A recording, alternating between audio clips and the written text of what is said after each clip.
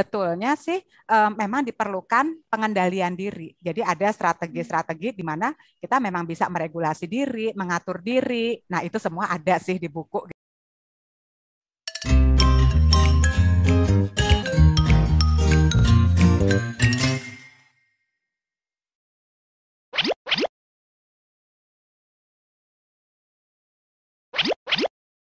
Jadi mengenali masing-masing faktor-faktor yang bisa memberikan kontribusi terhadap persoalan dan pemecahan.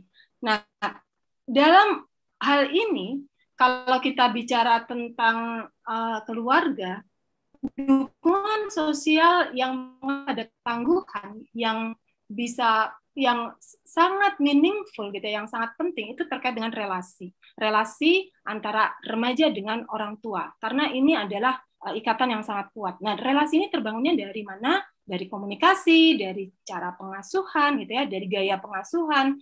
Tapi komunikasi ini yang paling sering terpengaruh dari gadget. Artinya kesibukan masing-masing dengan keasikan masing-masing dengan gadget ini kan akan merenggang mempunyai peluang untuk meminimalisir relasi dan komunikasi itu. Kan banyak nih seringkali muncul gadget itu mendekatkan yang jauh dan menjauhkan yang dekat. Nah, relasi dan komunikasi ini memang tricky sekali karena tadi seperti yang sudah disampaikan oleh Mbak Weni, Mbak Tias gitu ya, bagaimana cara memandang remaja itu akan sangat mempengaruhi kan, dan kemudian juga respon remaja juga jadinya saling bertimbal balik gitu untuk hal tersebut. Mengenali risiko dalam relasi dan komunikasi ini penting sekali. Saya bagaimana saya bisa menyentuh remaja saya untuk bisa ngomong dari hati ke hati, bisa nggak nih, gitu kan? Kayaknya susah banget. Kalau saya nggak bisa, caranya mungkin, gitu ya. Atau saya sudah mencoba terus-menerus, tapi dia nih yang nggak mau. Oke. Nah, perspektif untuk melihat, oke, potensinya apa nih yang bisa saya masuk komunikasi dengan remaja. Nah, itu akan mengubah, gitu ya, mengubah relasi ketika kita melihat oke, kalau gitu saya masuk dari apa yang membuat dia senang nih ngobrol dengan saya, pertama-tama seperti itu. Kemudian struktur, artinya bagaimana keseharian, kegiatan sehari-hari di rumah, itu juga sangat mempengaruhi dukungan sosial. Kalau semuanya aktif dan kemudian tidak lagi punya waktu untuk berkumpul, berinteraksi, dan juga mungkin kalau yang selama pandemi ini yang saya amati, orang tua itu cukup kesulitan untuk mengontrol penggunaan gadget karena memang ada daring pembelajaran daring kan, maka otomatis penggunaan gadget itu sangat melewati dari apa yang seharusnya ada. Nah, maka bagaimana keluarga menciptakan rutinitas-rutinitas yang non gadget gitu ya, non gadget ini akan menjadi bagian yang penting untuk membuat struktur kegiatan keseharian dan rutinitas ini tidak hanya terfokus pada kegiatan gadget. Nah, saya di buku itu ada gitu ya, bagaimana strateginya gitu ya, nanti bisa dibaca. Tapi mencoba untuk dalam keluarga itu ada waktu no gadget 1 jam gitu ya, bersama-sama kita ketemu gitu. Nah, itu tuh menjadi bagian yang penting. Ya, hal-hal seperti itu salah satunya. Nanti yang lainnya bisa dibaca sendiri ya, biar nggak kebanyakan. Gimana ya, gitu. Sudah kepo gitu ya, nanti semuanya ada di dalam sini gitu ya. Tapi memang ada hal-hal yang menurutku ini memang membutuhkan effort ya dari kita keluarga gitu ya, bahwa oke, gadget memang dijadikan menjadi suatu kebutuhan, tetapi itu bukan berarti itu sebagai alat komunikasi kita. Kenali gaya komunikasi kita, asuhan kita, itu yang terbaik ya Mbak gitu ya, untuk bisa kemudian kita bisa mengenali gitu mana yang work, mana yang tidak gitu, supaya si remaja ini tadi yang dilihat ya mungkin perilakunya sangat bergantung sama apa yang kita berikan kepada mereka, jadi seperti apa resiprokal gitu ya. Jadi kalau kita terlalu keras tapi mereka tidak tahu kenapa kita keras gitu, mereka jadi tidak mau malah gitu. Tetapi jadi peran keluarga ini ya sangat besar gitu. Ciptakan juga mungkin suatu rutinitas yang no gadget gitu, karena kehidupan kita sudah pakai gadget semua ya, barang 1 jam saja ya Mbak mungkin ya gitu. Kemudian nanti bisa diusahakan lagi untuk meningkat. Baik Mbak Jo, terima kasih Mbak. Gitu mungkin bisa lanjut Mbak Tias nih gitu ya peranannya gitu ya sebagai ketua APKI Mbak. Apa sih Mbak gitu tadi kita sudah membahas gitu bahwa ternyata memang interaksi, komunikasi, kemudian pemahaman kita akan remaja dan isu-isunya itu sendiri, di samping juga kita mengenali remaja itu menjadi suatu hal yang perlu kita sorot juga dalam isu gawai dan remaja ini. Apa sih Mbak upaya promosi perilaku, pencegahan atau mungkin penanganan yang dapat dilakukan gitu terkait ini gitu Mbak, remaja dan gawai. Terima kasih sekali Mbak Nanda.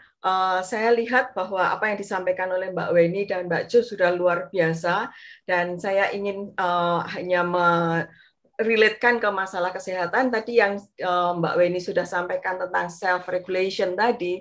Itu boleh dikata di bab terakhir ya Weni ya, itu hal yang super penting, karena kalau melihat kita hubungkan dengan kesehatan jiwa, itu piramida layanan kesehatan jiwa yang paling dasar, kalau piramida begini, yang paling dasar itu adalah self-care. Nah, kalau tadi Mbak Weni menyatakan self-regulation, saya melihatnya self-regulation itu bagian dari self-care. Merawat diri sendiri itu bagaimana agar jangan sampai kita terjebak kepada situasi-situasi yang membuat kita kecanduan kepada gawai itu. Nah, itu yang sangat-sangat penting untuk ditekankan, bahwa ketika kita berhasil melakukan regulasi, maka kita akan tahu kapan menggunakan gawai, kapan itu bermanfaat, dan kapan itu sudah kebablasan, sehingga kita bisa menjaga kesehatan jiwa kita atau kesehatan mental kita. Dengan demikian, tanpa harus meminta bantuan profesional, karena di bab yang lain itu sudah ada. Kalau sampai terjadi remaja sudah tidak mampu mengontrol diri, kemudian tadi peran dukungan sosial dari keluarga juga tidak ada, mau tidak mau kita perlu membawa ke orang yang lebih profesional, entah psikolog, entah psikiater, untuk mengelola regulasinya itu tadi. Nah, dengan demikian, menurut saya untuk posisi kita sebagai masyarakat dan anggota masyarakat, kita sebagai guru, kita sebagai orang tua, tentu saja bagaimana regulasi diri pada remaja itu ditanamkan dengan dukungan sosial dari keluarga tadi. Yang saya pikirkan adalah, ya kalau keluarganya tahu atau memahami tentang pentingnya pendidikan atau pendampingan kepada anak. Dari keluarga-keluarga miskin itu bagaimana? Karena keluarga miskin biasanya adalah, saya ingat karena saya punya tukang ya, kemudian tukang saya dikontak oleh anaknya sudah remaja, Pak, saya minta smartphone. Jadi HP yang kecil itu sudah nggak cukup lagi, dia membutuhkan smartphone. Kemudian si tukang ini mencoba untuk bisa mengumpulkan dan bisa membelikan anak perempuannya gadget itu. Tetapi masalah pendampingan hilang pada kelompok-kelompok yang boleh dikata strata sosial ekonomi yang di bawah, itu mereka bisa mengupayakan membelikan smartphone kepada anak remajanya, tetapi nggak akan mampu atau nggak tahu harus bagaimana melakukan pendampingan. Nah, dalam hal ini menurut saya peran dari sekolah itu sangat amat membantu, entah guru BK, entah guru-guru sekolah yang lain, itu pendampingan dari pihak sekolah sangat penting. Nanti lagi-lagi, kalau dari masyarakat kelompok sosial menengah bawah ini tidak sekolah, anak-anak drop out, ini lebih runyam lagi. Siapa yang akan mendampingin mereka? Nah, itu menjadi pertanyaan besar dan tantangan untuk kita semua meraih anak-anak remaja ini, karena mereka juga yang memiliki masa depan Indonesia itu. Mereka yang akan membentuk Indonesia yang jadi apa? Karena kalau melihat masyarakat Indonesia secara keseluruhan, tingkat literasinya itu boleh dikata masih rendah kan, dan pendidikannya pun masih rata-rata rendah.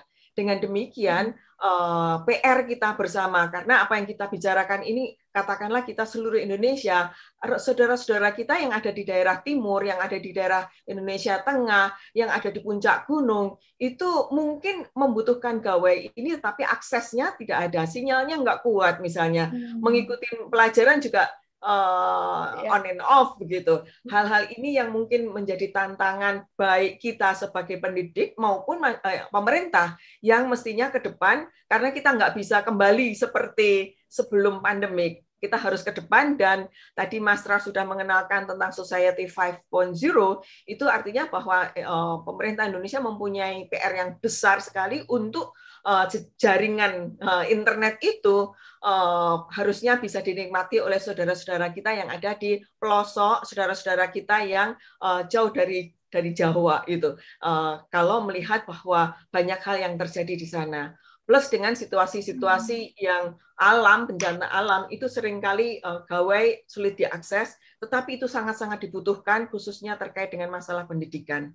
Nah, itu tantangan-tantangan kita semuanya, dan tentu saja akan mempengaruhi pada kesehatan mental pada para remaja ini seandainya mereka tidak mampu mengakses gawainya seperti kawan-kawannya yang lain. Itu juga menjadi bagian peer support dan peer pressure, ya, karena kita tahu bahwa pada perkembangan remaja mereka tentu saja ingin sama dengan sebayanya. Kalau sebayanya punya gawai yang bagus, dia juga ingin punya akses yang sama. Hal-hal seperti ini menjadi tantangan kita bersama, tetapi juga menjadi pemikiran bagaimana mengupayakan agar supaya remaja bisa mengakses, tetapi juga mengakses dengan benar pendampingan kalau ada pendamping orang tua. Tetapi kalau tidak ada orang tua atau yang orang tua tidak bisa mendampingi, pihak siapa yang harus mendampingi? Sekolah atau dinas sosial atau mana? Nah, itu menjadi PR kita bersama.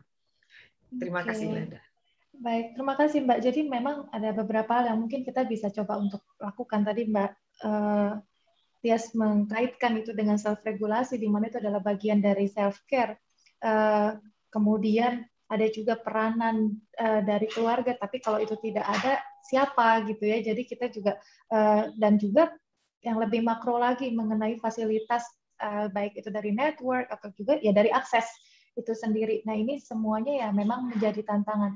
Mbak, mungkin kalau bisa apa sih Mbak kalau yang menjadi fokusnya gitu dari APKI gini terkait gawai dan remaja ini, upaya promosi perilaku atau mungkin pencegahan apa yang lagi digaungkan gitu dari APKI itu sendiri, Mbak?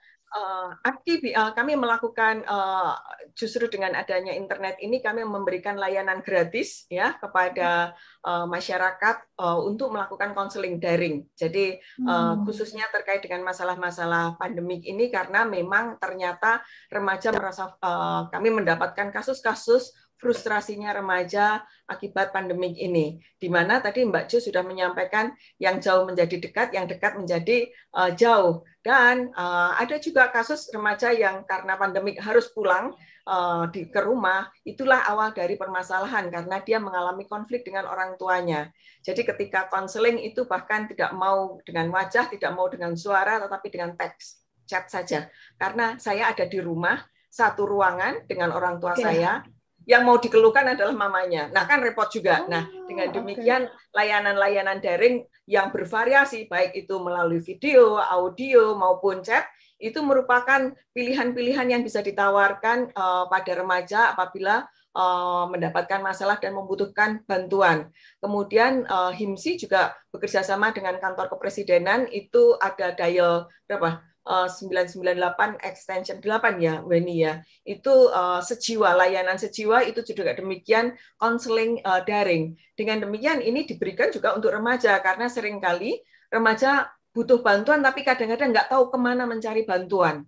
Nah, itu yang kami mau tawarkan agar seandainya mau ketemu guru mempunyai hambatan ya, karena mungkin guru orang tua itu secara struktur sosial itu lebih senior ya, artinya anak-anak atau remaja ini adalah subordinate-nya orang tua dan guru. Ada keseganan ya, hambatan-hambatan emosional untuk bisa curhat kalau tidak membangun hubungan sejak awal dengan baik. Nah, kemana? Nah, itu yang mungkin bisa ditawarkan oleh psikolog dalam layanan-layanan daring, dan banyak layanan yang gratis sebetulnya, termasuk layanan kesehatan kesehatan, tidak hanya kesehatan mental, tapi kesehatan fisik juga. Saya rasa Halodoc itu juga sudah banyak dimanfaatkan, layanan semacam itu juga sudah banyak sekali untuk melayani masyarakat. Dan saya rasa inilah salah satu manfaat daring yang bisa memenuhi kebutuhan remaja, di mana pada situasi dia tidak tahu harus kemana, outletnya bisa didapatkan di sana. Meskipun memang ada hal-hal yang mungkin dampak negatif yang saat ini kita masih melihat hal-hal yang positif terlebih dahulu. Baik, Mbak. Terima kasih banyak gitu ya. Waduh, bahasannya gitu ya. Tak terasa ini udah 1 jam lebih gitu ya. Tapi rasanya pengen terus ngobrol ya? gitu ya. Iya, ada pertanyaan juga. Mungkin kayak kita perlu wrap up dulu ya sesi diskusi kita ini sebelum kita lanjut ke Q&A yang dimana saya kayaknya perlu memilih pertanyaannya juga gitu ya. Oke, ini satu pertanyaan penutup. Boleh nanti masing-masing untuk dijawab gitu ya. Jadi sebenarnya jika ingin disampaikan, lebih seputar statement yang saya pengen para narasumber berikan mengenai apa sih yang menjadi daya tarik buku ini sehingga kita perlu untuk memiliki buku ini. Begitu Mbak, monggo silahkan. Mungkin bisa dimulai dulu mungkin biar cepat, saya tunjuk mungkin dari Mbak Weni gitu ya. Silahkan Mbak Weni. Ya, jadi terima kasih Mbak Nanda. Jadi kalau menurut saya dari pembahasan yang tadi, sebetulnya dengan adanya buku ini banyak sekali ya yang bisa diketahui baik bagi para remaja sendiri maupun pendamping para remaja ya, yaitu orang tua maupun guru ataupun orang dewasa lainnya. Sehingga kita lebih bisa memahami dan menyelami apa sih yang dirasakan oleh remaja itu terkait koneksinya dengan gawai.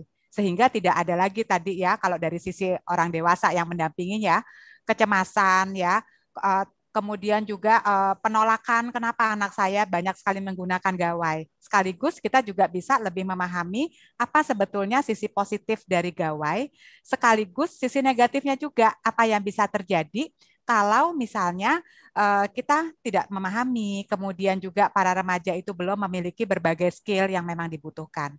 Dari sisi remajanya sendiri, mereka juga akhirnya bisa memahami juga bahwa sebetulnya tidak buruk sih, bahkan harus sih sebetulnya kita paham tentang gawai karena banyak sekali hal positif, tapi ada hal-hal negatif juga yang mungkin sekali terjadi, sekaligus mereka juga paham senjatanya, apa yang nanti harus diketahui atau harus dimiliki untuk bisa menyikapi hal tersebut. Mungkin itu ya Mbak Nanda.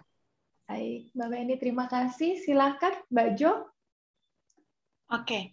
Kalau dari saya, jadi dengan membaca buku ini, remaja maupun orang dewasa lainnya bisa mengidentifikasi secara mandiri aspek-aspek ketangguhan. Ya, tadi yang saya sudah sempat jelaskan, kita perlu mengidentifikasi risiko-risiko. Risikonya itu kan perlu di-list ya. Oh, saya tuh gini loh, saya gini loh, saya gini loh. Tapi juga protective factors-nya itu kita perlu temukan dan ada banyak sekali hal yang bisa menjadi inspirasi tentang hal-hal yang perlu dikembangkan.